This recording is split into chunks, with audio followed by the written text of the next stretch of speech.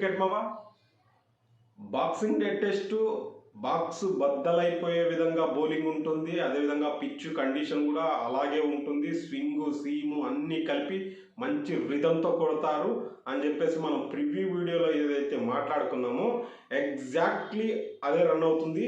Overseas కండిషన్స్లో ఆడేటప్పుడు మన వాళ్ళు ఎలాగైతే స్ట్రగుల్ అవుతూ ఉంటారో అది కంటిన్యూ అవుతుంది. ఆ స్ట్రగుల్ అనేది మళ్ళీ మరొకసారి పునరావృతమైంది. ఆ పునరావృతమైన సమయంలో ఒక బ్యాట్స్మెన్ అద్భుతంగా నిలబడ్డాడు, KL Rahul. KL Rahul classy అంటే ఎలా ఉంటుందో తన క్లాసిక్ ఇన్నింగ్స్తో మరొకసారి చూపించాడు. ఓవర్సీస్ కండిషన్లో తను అద్భుతంగా ఆడతాడు. ఇంగ్లాండ్లో కానీ ఆస్ట్రేలియాలో కానీ విదేశీ పిచ్ల మీద తను ఆడినంత అద్భుతంగా మరొక బ్యాట్స్మెన్ ఆడనన్నట్టుగా మరొకసారి చూపించాడు.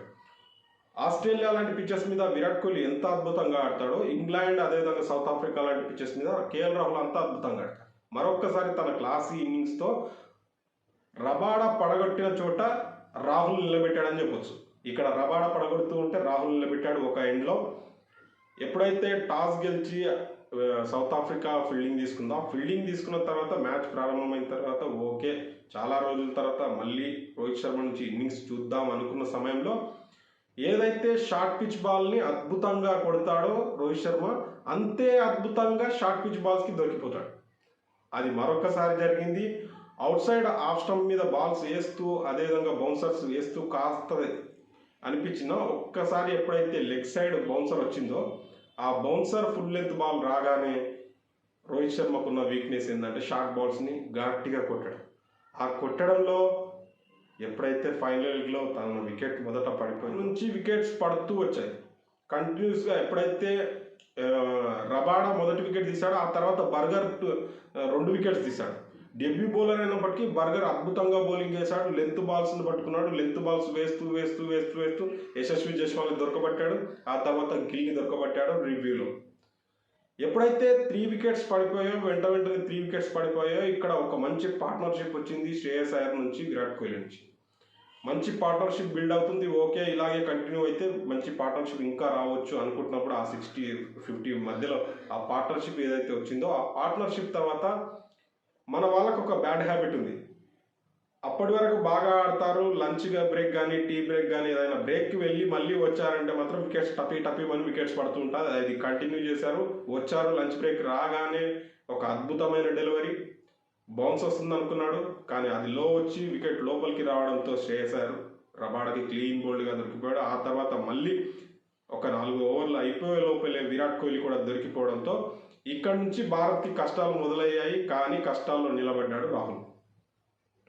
ఎప్పుడైతే విరాట్ కోహ్లీ శ్రేయస్ అయ్యర్ ఇద్దరు వెంటనే అవుట్ అయిపోయారో ఆ తర్వాత వచ్చినటువంటి అశ్విన్ కానీ మిగతా బ్యాటర్స్ కానీ కుదేలైపోయారు. కానీ ఇక్కడ ఎప్పుడైతే చిన్న భాగస్వామ్యాలే మ్యాచ్ని నిలబెడతాయని మనం అనుకుంటామో అదేవిధంగా ఇక్కడ శార్దుల్ ఠాకూర్ కేఎల్ రాహుల్ మధ్యలో వచ్చిన ఆ పార్ట్నర్షిప్ అనేది ఒక విధంగా మ్యాచ్ని పూర్తి స్థాయిగా కాకుండా కొంతవరకైనా మొదటి ఇన్నింగ్స్లో భారత్ని నిలబెట్టిందని చెప్పొచ్చు. ఎక్కడైతే శ్రేయస్ అయ్యర్ విరాట్ కోహ్లీ మధ్యలో ఒక మంచి పార్ట్నర్షిప్ వచ్చిందో అదే పార్ట్నర్షిప్ని అంతకంటే అద్భుతంగా ఇటు శ్రేయస్ అయ్యర్ అదేవిధంగా కేఎల్ రాహుల్ ఇద్దరు కూడా ఆ పార్ట్నర్షిప్ని నిలబెట్టాడు. ఆ పార్ట్నర్షిప్ని నిలబెట్టే క్రమంలో మంచి సహకారం. శార్దుల్ ఠాకూర్ దగ్గర ఉన్న ఒక బెనిఫిట్ ఏంటంటే ఇలాంటి ఓవర్సీస్ కండిషన్లో శార్దుల్ ఠాకూర్ 50s కొట్టాడు. ఇండియాలో కంటే కూడా బయటి దేశాల్లో శార్దుల్ ఠాకూర్ నుంచి 50s వచ్చాయి. తన బౌలింగ్లో కాస్త పరుగులు ఇచ్చినప్పటికీ గోల్డెన్ హ్యాండ్తో వికెట్లు ఇస్తుంటాడు. ఇక్కడ బ్యాట్తో కొన్ని పరుగులు కూడా ఇచ్చాడు. ఆ పరుగుల్ని రాబట్టాడు. తను కొట్టిన ఆ 24 రన్స్ ఏదైతే ఉందో అది మంచి పార్ట్నర్షిప్ బిల్డ్ చేసింది రాహుల్ శార్దుల్ మధ్యలో. ఆ పార్ట్నర్షిప్ మ్యాచ్లో కొద్ది వరకు నిలబెట్టింది. ఆ తర్వాత బుమ్రాతో పరుగులు కొట్టించకుండానే బాల్స్ డాట్ చేస్తూ బుమ్రాతో పార్ట్నర్షిప్ ఆ తర్వాత సిరాజ్తో పార్ట్నర్షిప్ కొడుతూ రాహుల్ కొట్టిన 70 రన్స్ ఏదైతే ఉందో మనం అనుకున్న స్కోర్ కంటే కూడా ఒక ఫిగర్కి తీసుకెళ్ళింది. 200 క్రాస్ చేసింది. ఆ 200 ఏదైతే క్రాస్ చేసి 208తో 8 వికెట్స్తో భారత్ని సెకండ్ డేకి తీసుకెళ్ళిందో అది ఒక పాజిటివ్ మూమెంట్ అని చెప్పొచ్చు. ఎందుకంటే ఈ పిచ్ మీద ఇప్పుడున్న ఆ పిచ్ కండిషన్స్ని చూస్తే 250-300 వరకు మొదటి ఇన్నింగ్స్లో వచ్చిన 4th ఇన్నింగ్స్లో ఆడే జట్టుకు చాలా కష్టంగా ఉంటుంది. 4th ఇన్నింగ్స్లో సౌత్ ఆఫ్రికా ఆడుతుంది ఏ వర్షం రాకపోతే. కాబట్టి ఇక్కడ మొదటి ఇన్నింగ్స్లో ఆ రాహుల్ ఆడినటువంటి ఆ 70 రన్స్ ఇన్నింగ్స్ ఏదైతే ఉందో అది కంటిన్యూ అవుతుంది. ఆ కంటిన్యూ కాస్త ఇంకొక 50 రన్స్ కనుక స్కోర్ యాడ్ చేశాడు అంటే సౌత్ ఆఫ్రికన్స్కి ఖచ్చితంగా ఇబ్బంది అవుతుంది. ఎందుకంటే వాళ్ళకి ఎంత మంచి బౌలింగ్ లైన్ ఉందో మనకు కూడా అంతే మంచి బౌలింగ్ స్ట్రెంగ్త్ కూడా ఉంది. కాబట్టి ఆ స్ట్రెంగ్త్ను వినియోగించుకొని మొదటి ఇన్నింగ్స్లో కాస్త త్వరగా వాళ్ళని ఆల్అవుట్ చేశామంటే మాత్రం మ్యాచ్ విజయానికి సెకండ్ ఇన్నింగ్స్లో కాస్త పరుగులు ఎక్కువగా కొడితే అవకాశాలు అయితే ఉంటాయి. బట్ ఓవరాల్గా డే 1 పర్ఫార్మెన్స్ తీసుకుంటే పూర్తిగా సౌత్ ఆఫ్రికా డామినేషన్ చేసిందని చెప్పలేము, అదేవిధంగా పూర్తిగా ఇండియా ఫెయిల్యూర్ అయిందని చెప్పలేము. బట్ కొంతవరకు 60-40 షేర్ చేసుకున్నట్టుగానే ఉంది.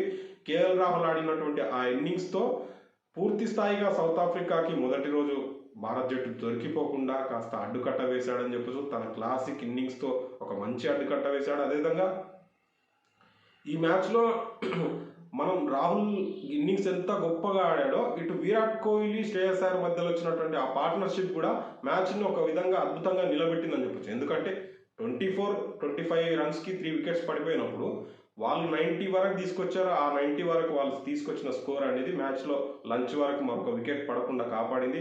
లంచ్ తర్వాత వాళ్ళిద్దరు త్వరగా అవుట్ అయినప్పటికీ ఇక్కడ రాహుల్ తను నిలకడగా నిలబెట్టి మరొకసారి తన క్లాసిక్ ఇన్నింగ్స్తో అద్భుతంగా నిలబెట్టాడు. అదేవిధంగా కొత్త కూరాడైనటువంటి బర్గర్, అదేవిధంగా రబాడా అద్భుతమైన బౌలింగ్ అనుకోవచ్చు. ఎందుకంటే రబాడా ఎంత మంచి బౌలరో మనకు తెలుసు.